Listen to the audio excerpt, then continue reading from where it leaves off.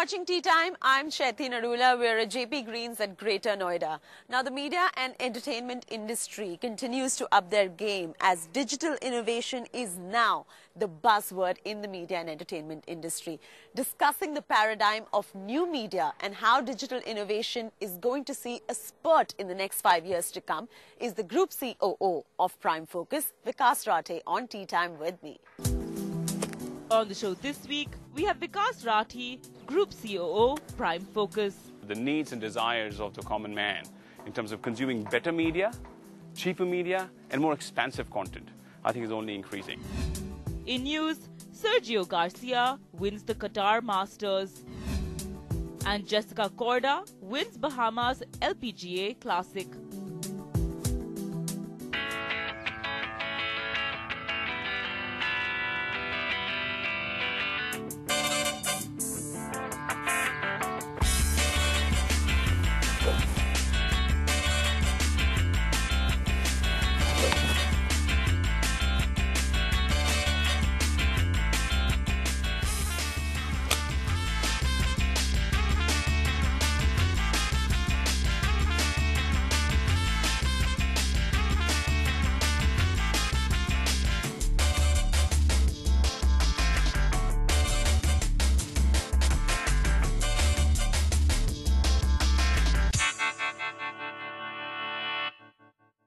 What a phenomenal tee off, Vikas. Welcome to Tea Time. Thank you. So nice to meet you, Sheti. How are you today? Likewise. Good. Good winter.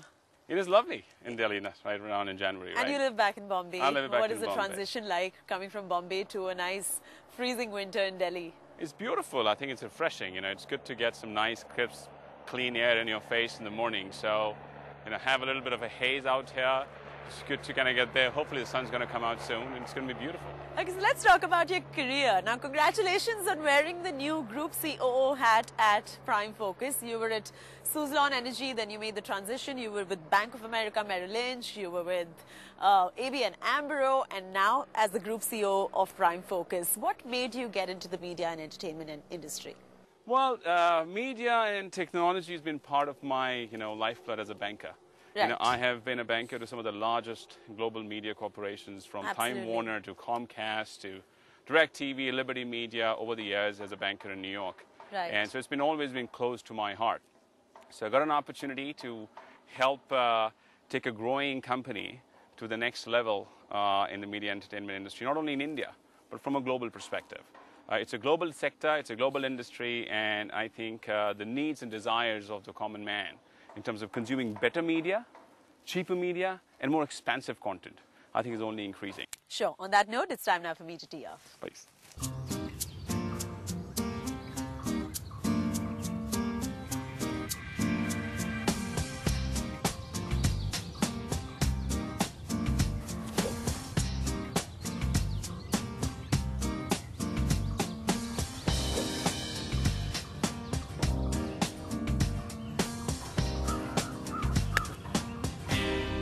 Oh, lovely shot.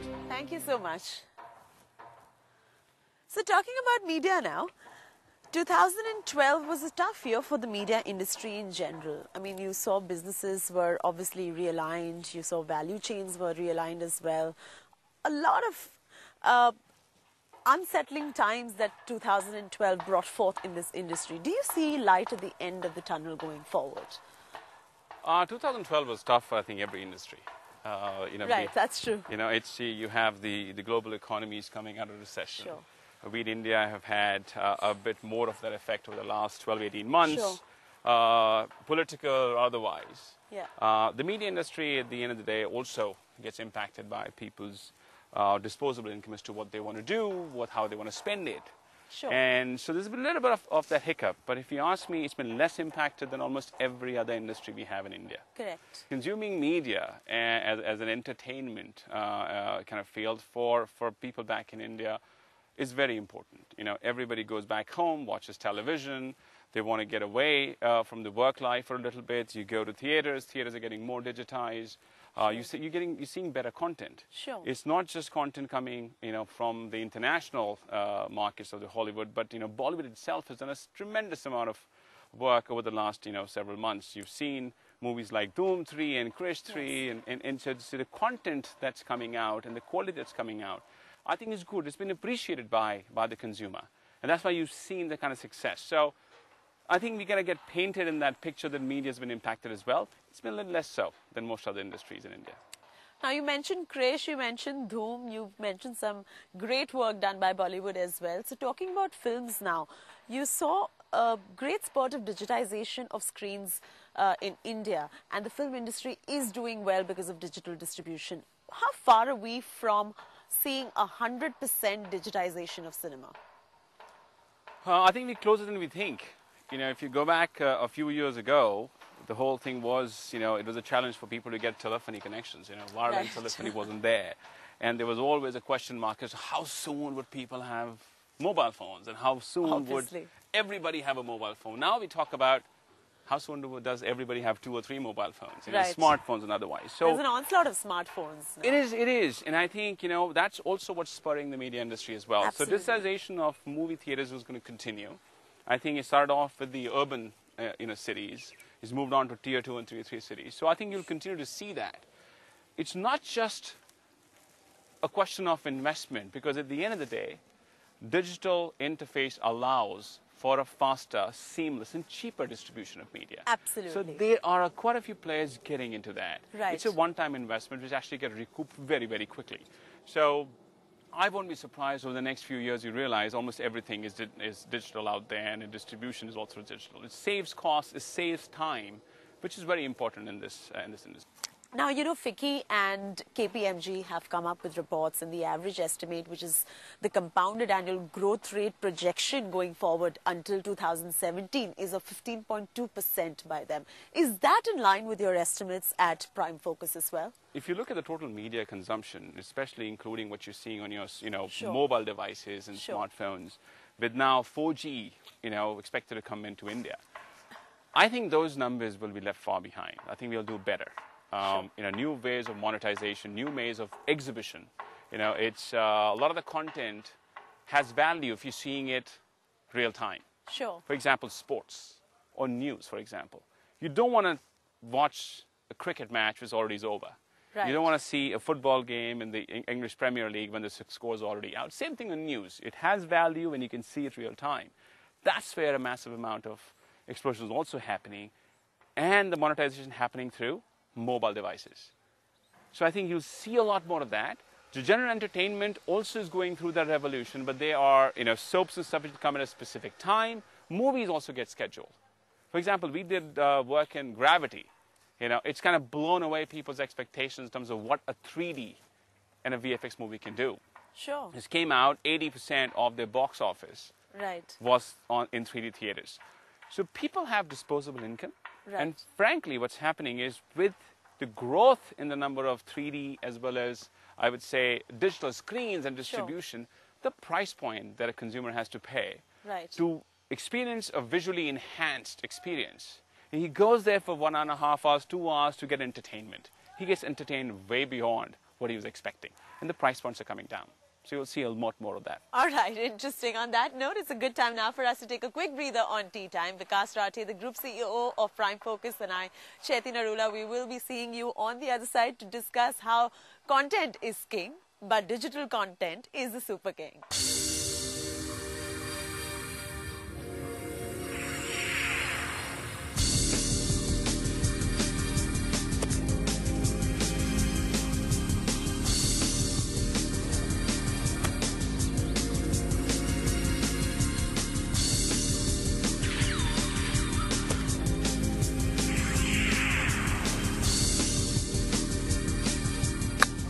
Oh, lovely trip.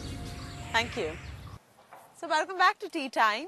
We were in conversation with Vikas Rathee, who is the Group COO of Prime Focus, and we continue to discuss the media and entertainment industry in much more detail.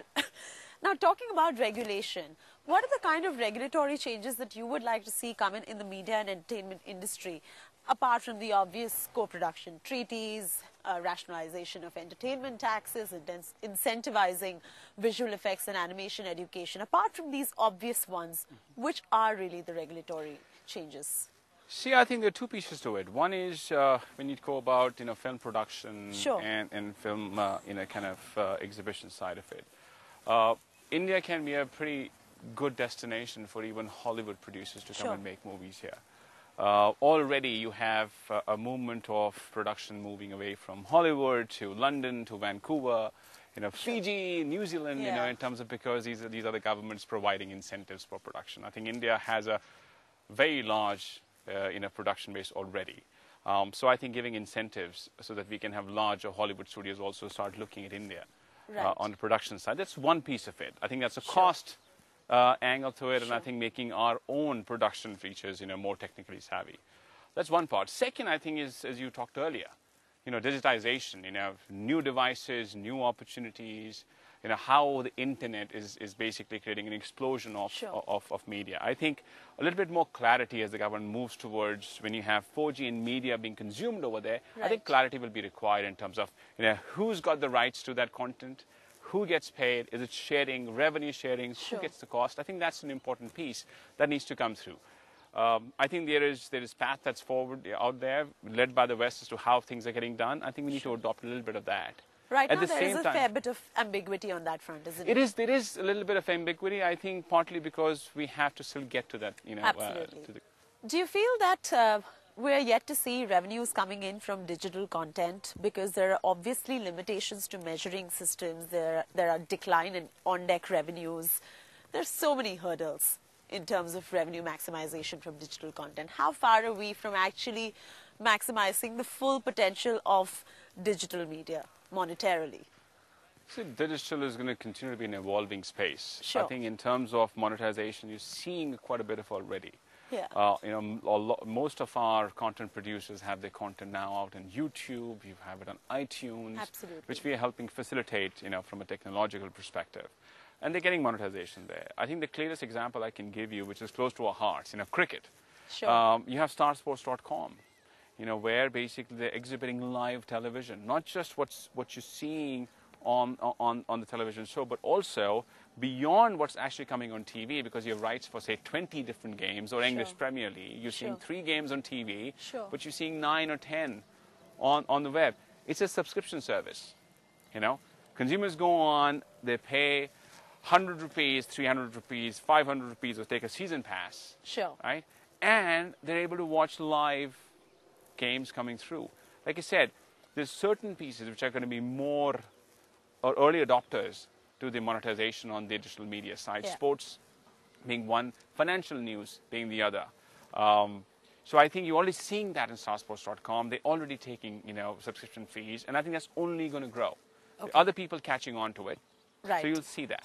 Are overseas companies also realizing the potential of Indian digitization of media? Are they seeing a great potential in getting visual effects and animation at a lower price from India? And also, are these animation companies in India moving up the value chain somewhere?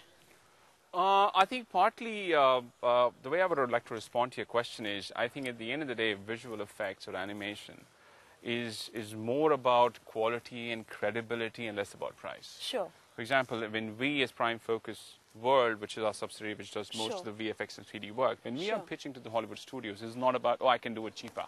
Right. It's right. about, I can do it better, Okay. and I can do it faster, and I can do it at scale. What our global sourcing or world sourcing model allows us, we have a massive amount of infrastructure in India. We've got a great technical talent pool. Sure. I think the opportunity that we need to give is by using that scale, create product which has the same quality, Got but it. deliver it faster.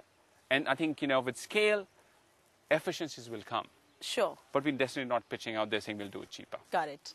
So digitization is the clear future. With that, let's take a break here on Tea Time. We will see you on the other side. Thank you for staying with us on Tea Time. We're in conversation with Vikas Rathee, who is the group CEO, of Prime Focus. And we were discussing about digitization. Now, what is really the reason behind Indian animation films showing lackluster performance compared to international peers? It's a good question. I think we haven't had that many animation movies Sure. actually coming out of India. I think it's the question of justification of of the expenses. More, I think, if you ask me, it's about the cultural, or the cultural expectations of the viewer. At the end of the day, we as Indians have been brought up on drama, or kind of action. Sure. You don't see a song and dance routine in Hollywood movies. Of course. So I think animation is still an upcoming genre from an Indian, kind of consumer perspective. So I think it's a question of viewers' expectations and investment that goes into it. I think you will get to a point where you see a lot more animation coming out from the film perspective. Sure. You're already seeing it on television. Chota Bheem, and you have other kind of, creators coming out on television. They're getting massive acceptance by, by the younger kids, not only younger kids, at the older parents are getting into it. Chota Bheem, I will confess, I've watched it sometimes as well. So I think it's a gradual progression. So I think it's coming out on television a lot more, animated and similar kind of content being produced for television first. And I think you'll see that coming on the film side. I mean, staying with animation and visual effects, do you see a need for consolidation in the Indian animation and visual effects market? Because you see a large number of players doing a lot of low-end work. So is there, I mean, it's a fragmented market. Does it really require consolidation at this point of time? I think we kind of view it as a global market. Sure. And I think that's how players both in India and abroad need to look at it. As of now, following a model wherein you become a subcontractor to a large Hollywood VFX or a London-based VFX provider is what quite a few people are doing. Sure. You make good money. Sure. But then you always depend on somebody else giving you the work. Right. Where we chose a totally different path. We had our promoter, Namit Malhotra, move lock, stock, barrel to LA, to basically be able to talk to the Hollywood studios, in front of them as opposed to through a video conferencing facility. And I think that has the impact. So we're taking work for ourselves. We're doing it ourselves. We have no lack of talent in India. We've proven it across, different kind of industries, including IT. Visual effects, VFX, is an IT-based solution. Right. We are ahead of most countries as opposed to behind. Sure. And I think we need to be able to go with the business model, which kind of professes that capability that we have. We're doing that at Prime Focus Worlds. Others are doing that. There will be consolidation. I think you'll see more consolidation on a global perspective. Got it. And I think Indian players will be part of it. Come, let's finish our game on that note.